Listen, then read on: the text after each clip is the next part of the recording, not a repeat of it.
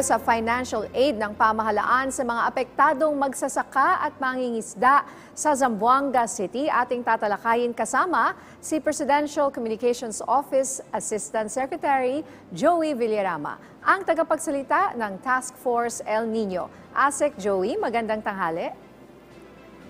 Magandang tanghali Ninya, magandang tanghali ASEC Arnel at sa inyong mga taga-subaybay. Kahapon ay nagtungo si Pangulong Marcos Jr. sa Zamboanga City para mamahagi ng tulong sa mga magsasaka at mangingisda. ASEC, nasa magkano po ang financial assistance na ipinahagi ng Pangulo sa lugar?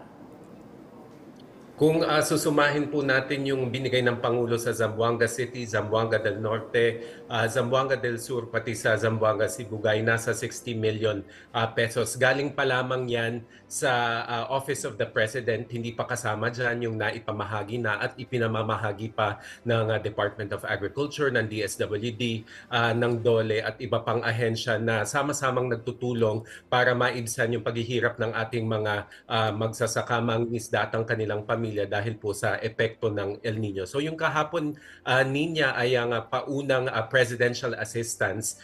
Gusto po nating i-emphasize nga po yung binanggit ng Pangulo kahapon na ang Malacanang na ang lalapit sa ating mga mamamayan at tinitiyak niya na walang rehiyon na maiiwan at walang probinsya na makakaligtaan dito nga sa tulong na ibinibigay sa apektado ng El Nino.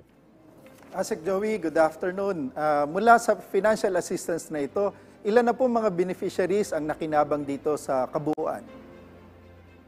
Opo, ASEC Arnel, no, dun base po actually sa validation po ng Department of Agriculture, nasa humigit kumulang 4,000 po yung sa Zamboanga Peninsula alone. Nabanggit nyo kanina sa pambungad ng inyong programa na tumungo na ang Pangulo sa Region 12. So nadagdagan pa po yun dahil sa tulong na inabot po sa mga probinsya po sa Region 12. So kahit po maliit pa lang na bilang yon at sasabihin po ng iba na malaki po yung pondo na naibigay, ang LGU po sa tulong din po ng DA at ng DSWD po ay mag-a-identify pa po ng iba pang beneficiaries kung saan po mapaglalaanan po sila ng tulong pinansyal na galing po sa mismong Pangulo natin.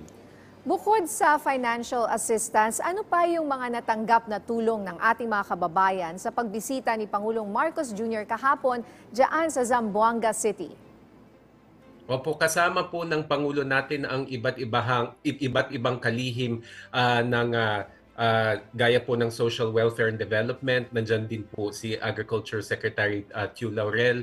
Nandyan din po si DILG Secretary Abalos. So marami pong tulong. Gaya nga po ng sinasabi at ini-emphasize palagi ng Pangulo, whole of government approach. So meron po bukod po dun sa mga binhi o mga punla at farm inputs na binibigay ng DA.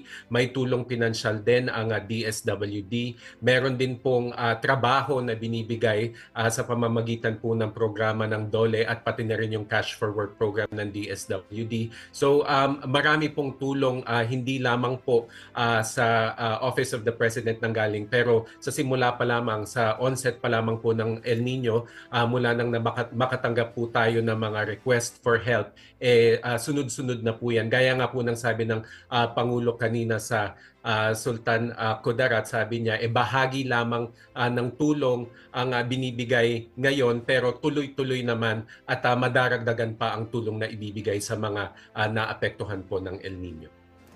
ASEC, kumusta naman ang pagmamonitor ninyo sa mga lugar na apektado ng El Nino? May mga nakikita ba pa kayong lugar na posibleng magdeklara pa ng state of calamity?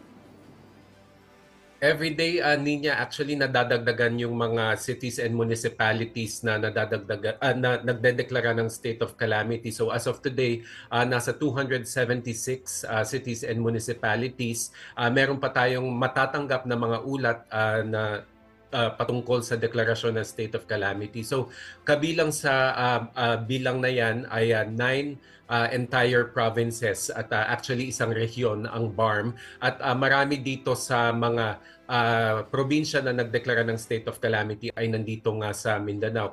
Kabilang yung South Cotabato, pati na rin yung Sultan Kudarat. Kaya yan po ang mga pinuntahan muna o inunang puntahan ng Pangulo dahil bukod sa malapit sa puso ng Pangulo ang Mindanao, sila po yung unang naapektuhan. Zamboanga Peninsula actually, nung magsimula ang El Nino, isa siya sa mga unang rehiyon na naapektuhan. So kahit po sinabi ng Pag-asa na pahina na po ang epekto ng El Nino, nandiyan pa rin po yung damang init na may epekto sa kalusugan, may epekto po sa agrikultura, pati sa ating fishing industry. Kaya kailangan pa rin tayo magbantay at may posibilidad po na makakaapekto pa rin ng matinding init at tagtuyot sa ating mga probinsya sa mga susunod pang linggo. Sec Joey, nabanggit nga ng Pag-asa na nasa dulong bahagi na tayo ng posibleng epekto ng El Nino at inaasahan naman natin na posibleng pumasok ang La Nina at inatasan na nga ng Pangulo ang mga lokal na pamahalaan na paghandaan ng La Nina. Ano po ang mga nakalatag na hakbang para dito? Opo. Bukod po sa directive ng Pangulo Asik Arnel na maghanda po ang mga LGU particularly po sa mga hazard mapping or pag-identify po sa mga flood-prone areas, sa mga landslide-prone areas. Meron din pong paghahandang ginagawa ang DPWH, ang DENR, pati ang National Irrigation Administration at DA. Actually, nung Martes po sa sectoral meeting po, nag-ulat po ang mga ahensyang nabanggit ko sa mga pagsasaayos po ng flood control projects po bilang paghahanda po sa La Nina. Kabilang po sa flood control projects po yung mga ma-activate o yung magiging online po na mga dam through NIA.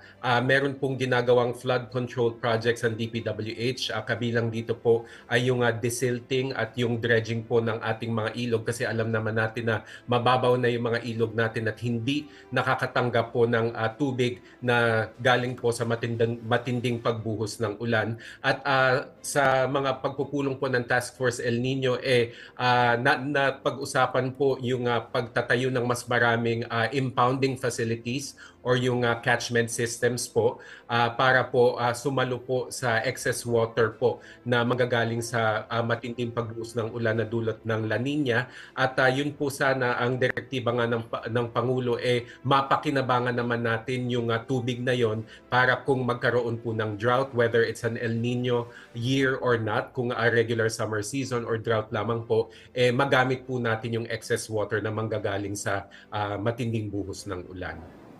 Tama yun, Asek Joey, kasi ang El Nino, La Nina, it happens ang cycle niyan every 2 to 5 years at pinaghahandaan natin yung mas frequent na pagdating nito. At kami sa DA naghahanda na rin para sa La Nina at every El Nino na matindi, meron niyang La Nina na nakasunod. So yan din yung paghahandaan din natin, Asek Joey. Mensahe nyo na lang po sa ating mga kababayan, Asek Joey. Opo, kahit po sinabi Asik Arnel ng Pag-asa na pahupa na po ang El Nino, meron pa po tayong ilang linggo sa buwan ng Mayo para po makapaghanda pa rin po at maabatan po ang epekto ng El Nino in terms of yung ating food supply, water supply, pati yung ating electricity. So hanggat nandyan pa po at hindi pa po tineterminate yung El Nino at magta-transition na tayo nga to La Nina in the coming months, dapat po listo pa rin tayo at maghanda pa rin po tayo dahil po nandyan pa rin po ang matinding init na dulot ng El Nino. Sa La Nina naman po, bagamat may ilang linggo pa rin po tayo o ilang buwan pa po tayo para maghanda in the eventuality na bumuhos po ang matinding ulan, yun din po ay dapat maghanda na rin po tayo. Although ipinapanalangin natin na hindi naman po magiging kasing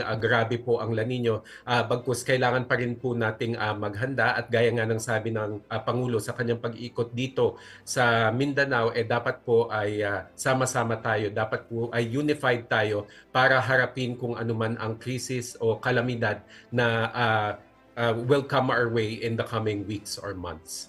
Maraming salamat po sa inyong oras, PCO Assistant Secretary Joey Villarama, ang tagapagsalita ng Task Force El Nino.